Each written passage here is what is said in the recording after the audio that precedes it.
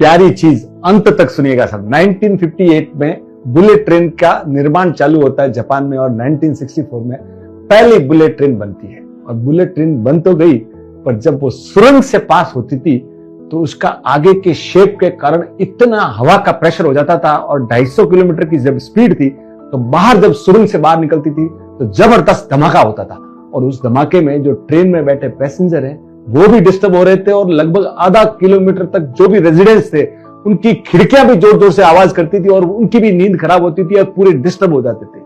अब इसकी अगर स्पीड कम किया जाए तो प्रोजेक्टिव फील यानी 1964 से लगाकर 1990 तक पूरा जापान इस बात से परेशान रहा कि इतनी आवाज क्यों। और 1990 में एक इंजीनियर आते हैं इजी नकात्सु और वो थे बहुत बड़े पंछी प्रेमी, बर्ड वॉचर। वो एक दिन बैठे बैठे देखते हैं कि किंगफिशर बर्ड 40 किलोमीटर की स्पीड से आता है और पानी के अंदर स्प्लैश करके अंदर जाता है पर बिल्कुल आवाज नहीं आती है। और वो बात से वो इतना चौंक जाता है कि वो तुरंत अपने इंजीनियर्स को इकट्ठा करता है और कहता है कि बुलेट ट्रेन का जो आगे का पोर्शन है वो किंगफिशर की चोंच की तरह बनाया जाए। और वो चोंच की तरह बनाता है सर। और दुनिया का सबसे बड़ा सरप्राइज होता है कि जब ट्रेन जाती है तो पूरी की पूरी आवाज बंद हो जाती है और दो फायदे और हो जाते हैं। 10% तो उनकी स्पीड बढ़ जाती है और 15% एनर्जी कंजम्पशन कम हो जाता है।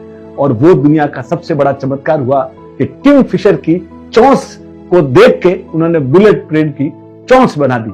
तो कई बार जब हम आसपास समस्याओं से घिरे रहते हैं ना तो समाधान हमारे आसपास ही होते हैं, सिर्फ हमें देखना पड़ता है।